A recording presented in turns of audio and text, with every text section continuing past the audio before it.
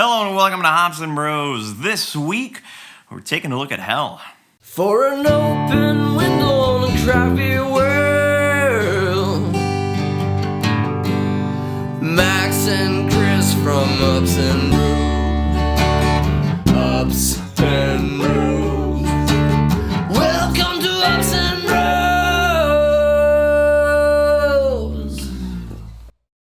Alright, so this week, I don't know why I do these intros and I don't say exactly what it is immediately, because you guys clearly see it in the thumb and in the title of the video. So I don't know.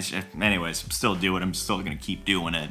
So this week we're going to be looking at HELLES lagers, HELLES type beers. But before we start, we have brand new Hops and Bros branded shirts. So if you guys click on the link down there, there's a bunch of different styles, different sizes, same color, same concept, drawing by David Buis. It's a great looking shirt. I wear it most days, so that's why most times I film these videos, it's in the wash.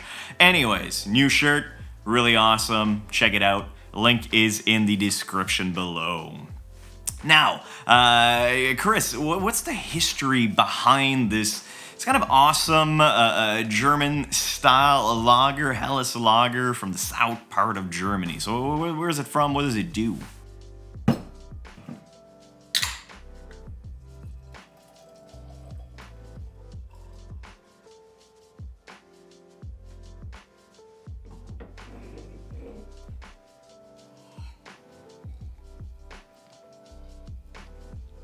Before I can start, let's try to limit as much as possible the amount of L pun that we can do in this video.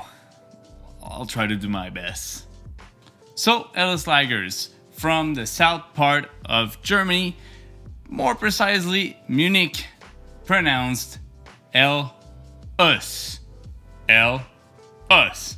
That's the proper way to pronounce the style, but mainly why and when and how come did HELLES became what it is, or what as we know today as this nice, clear, malty, forward beer. No worries, Max will dive a little bit more deeper into the science of brewing behind HELLES lagers, so mostly it's a quite interesting story.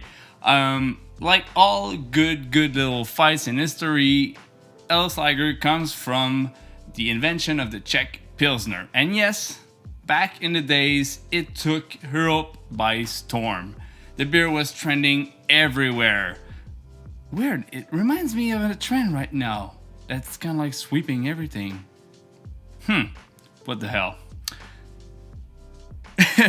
So basically, Bavarian brewers in the southern part of Germany weren't really impressed at all. They were still doing the Dunkels, the Bucks and all that, and they didn't want to jump into the hype train of brewing light, crisp Pilsners. But it all changed when two brewers from Germany visited England to do some espionage, to research and to see the new brewing techniques and also the kilning process of the grains to create more lighter style of beers. They all brought this back to Germany to experiment with it. After experimenting a lot with the new techniques that they got, German brewers, especially Spaten Brewery out there in Munich, finally came out in 1894 with their golden lager. It is known as one of the first HELLES lager out there, and it took Munich by storm. Yes, 2 storms in one story. I'm repeating myself, sorry. But truly what happened is that people enjoyed it so much that they asked for more and for more. But again, it wasn't pleasant for everyone because, of course, the traditionists came in and protested the fact that it was becoming popular and also shaming the HELLES brewers out there. They wanted to create a coalition of Dunkels to go against the HELLES. Can you imagine how crazy it would be right now to have a coalition of traditional West Coast IPAs against the New England IPAs, just to protest against it, to say that it's just not relevant and they want to go against it? It's crazy, right? The HELLES lager features a nice golden hue. It's also very malt forward. You get caramel notes.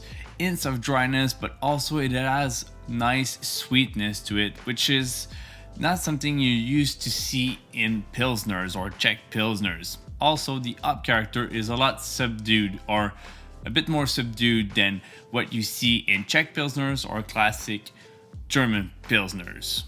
Overall, it also allowed to have a little bit of DMS present in there. Of course, it is an off flavor, but you can see a little bit of that into this beer because it's been judged that way for many, many years. Overall, the HELLES Lager represents some sort of a revolution in the brewing styles down there in the south of Germany, moving away from Marzen's, Bucks, and Dunkel to go into a more lighter style and moving into a new era of beer making that really took off in the Europes back in the day. But all this to say that in that little storm of things happening in history around HELLES Lagers, it still kept going, and made a name for itself in the southern region of Germany. Nowadays, you can easily catch an HELLES Lager. Just look at the cans, find the style. They always have a very, very good interpretation of the style. I know Max is going to jump in a little bit more on the subject of how to brew it, but basically you get a nice malty up front compared to the Czech Pilsner, which has a lot more up forward notes. So it's basically a more malt forward Pilsner. I know I might put my foot in my mouth about that, but that's my interpretation of the story behind HELLES.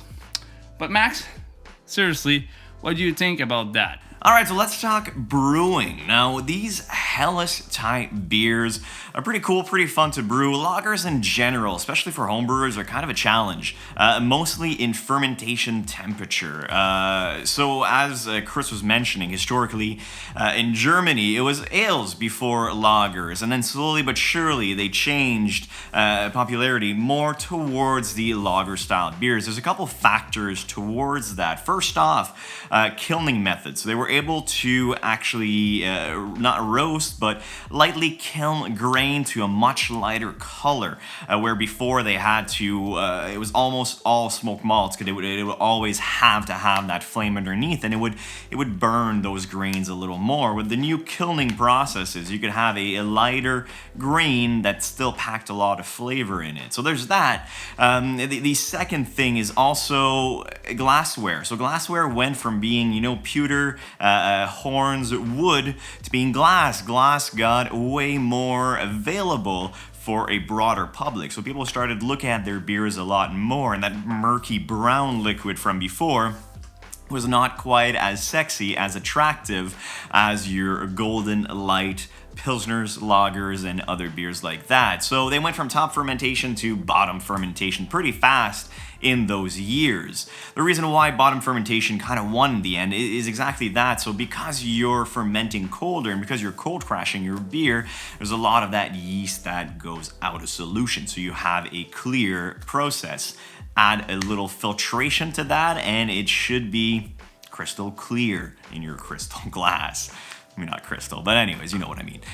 So, brewing. If you are to brew a beer like this, the grain bill is actually really simple. You kind of want a beer that is a little sweet, little grainy sweet with a nice noble hop balance. So your grain bill is going to be mostly Pilsner malts, and then you might add a bit of Vienna, and you might add a bit of Victory, depending on what kind of beers you're making. But the bulk of your sugar content is going to be that Pilsner, with a little bit of Vienna to add some caramel, to add some kind of malty flavors to that. Now, noble hops, there's 4 major noble hops: Saaz, Spalt, Tettnang, and Hallertau. Anyways, it's a German word. Hallertau. Anyways, the Hallertau is what we're looking at for HELLES type beers. Like their Pilsner cousins, it very much is a balance between the grain and the hops. The hops are there to add a bit of flavor, also to balance out the sweetness. So with HELLES, you're looking for a little more sweet and not quite as dry. Pilsner, you're looking for a little drier with not as much sweetness, but the essential behind it is the same. So that's pretty much the HELLES type beers. Oh, wow, the main thing I didn't talk about, Helles. Helles means pale. Helles, Helles is in English, I guess it sounds like hell. It sounds really harsh, but in German, it's pale, it's light, it's bright. So Helles lagers were bright lagers. Forgot to mention that, because before that, everything was dark, then Helles. Anyways, I hope that Chris mentioned it. I don't know, we're doing these distance, but the internet's bad, so I don't actually have him next to me to correct me on this. No worry, Max. Yeah, I forgot to say it. Sorry. Anyways, if you liked the video, please leave a like, subscribe, share. And if you want to know more about different types of beer, let us know in the comments below, and we'll try to explore them. I'm always looking for different subjects, and we're always looking for different subjects every week. So if you guys can send us your request, we can look through them and pick something cool for you. All right, we'll see you in the next one.